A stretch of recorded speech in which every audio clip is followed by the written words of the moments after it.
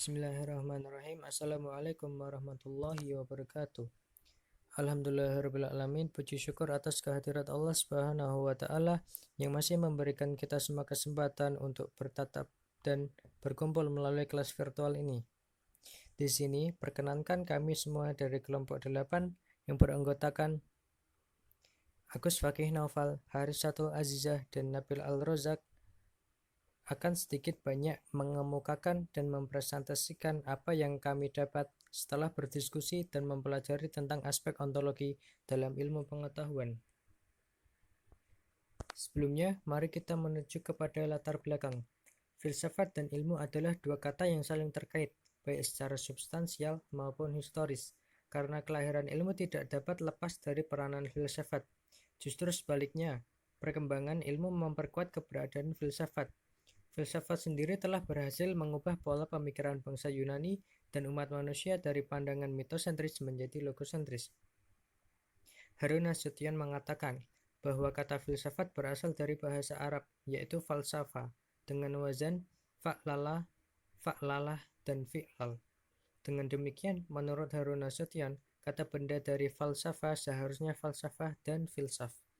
Menurutnya, dalam bahasa Indonesia, banyak terpakai kata filsafat, padahal bukan berasal dari kata Arab falsafah dan bukan dari kata Inggris filosofi.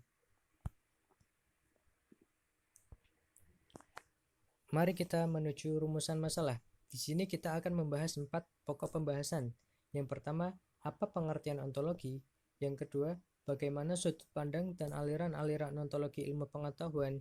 Yang ketiga, kedudukan ontologi, dan yang terakhir, apa saja metode ontologi? Yang pertama, pengertian ontologi. Secara etimologis, istilah ontologi berasal dari bahasa Yunani yang terdiri dari dua kata. Yang pertama ontos yang berarti ada atau keberadaan, dan yang kedua logos yang berarti studi atau ilmu. Sedangkan menurut istilah, ontologi adalah ilmu yang membahas tentang hakikat yang ada, yang merupakan ultimate reality, baik yang berbentuk jasmani atau konkret maupun rohani atau abstrak. Ontologi menyelidiki sifat dasar dari apa yang nyata secara fundamental dan cara yang berbeda, di mana wujud dari kategori-kategori yang logis yang berlainan seperti objek-objek fisik, hal universal, dan abstraksi dapat dikatakan ada dalam rangka tradisional. Ontologi dianggap sebagai teori mengenai prinsip-prinsip umum dari hal ada. Sedangkan dalam hal pemakaiannya, akhir-akhir ini ontologi dipandang sebagai teori mengenai apa yang ada. Selanjutnya adalah aspek-aspek ontologi. Ontologi adalah studi tentang arti ada dan berada, tentang ciri-ciri esensial dari yang ada dalam dirinya sendiri, menurut bentuknya yang paling abstrak.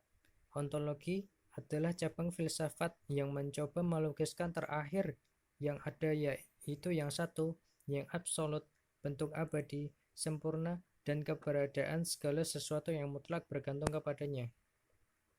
Kemudian selanjutnya, dasar-dasar ontologi ilmu pengetahuan. Secara sederhana, objek kajian ilmu ada dalam jangkauan pengalaman manusia. Objek kajian ilmu mencakup seluruh aspek kehidupan yang dapat diuji oleh panca indera manusia.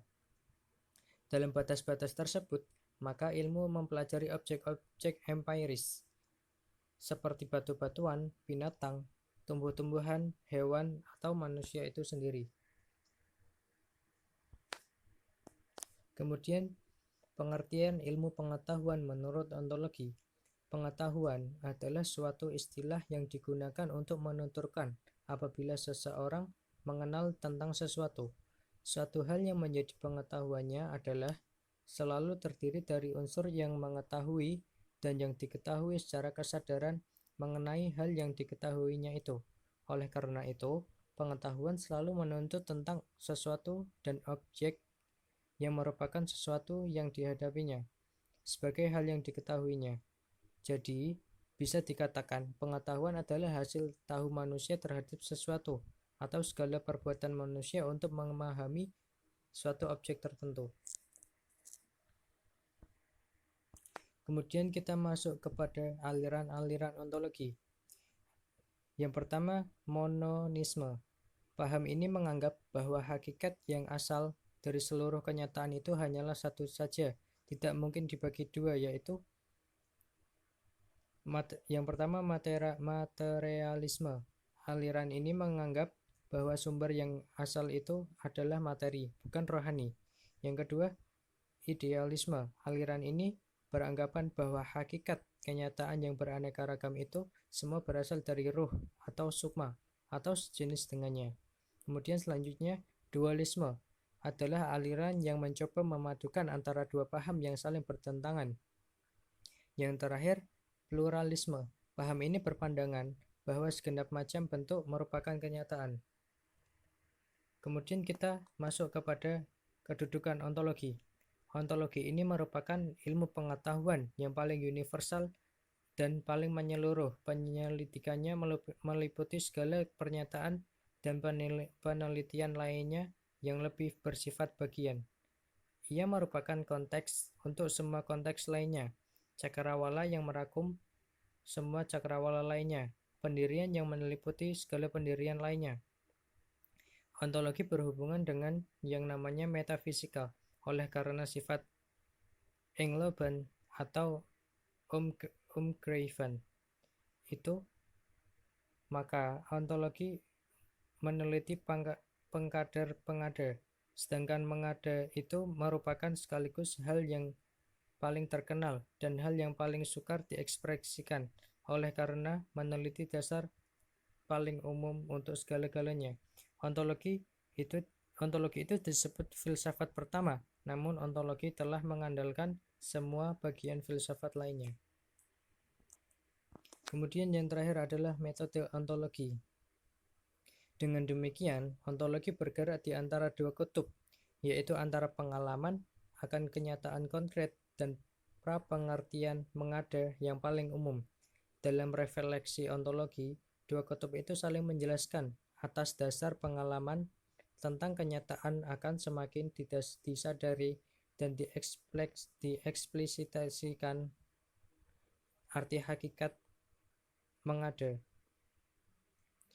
Tetapi sebaliknya, pra-pemahaman tentang cakrawala mengada akan semakin menyoroti pengalaman konkret itu dan membuatnya terpahami sungguh-sungguh. Jadi, refleksi ontologis berbentuk suatu lingkaran hermeneutis antar pengalaman dan mengada, tanpa mampu dikatakan mana yang lebih dahulu. Jadi, dapat disimpulkan bahwa ontologi adalah bagian dari filsafat yang paling umum, kerap juga disebut metafisika umum.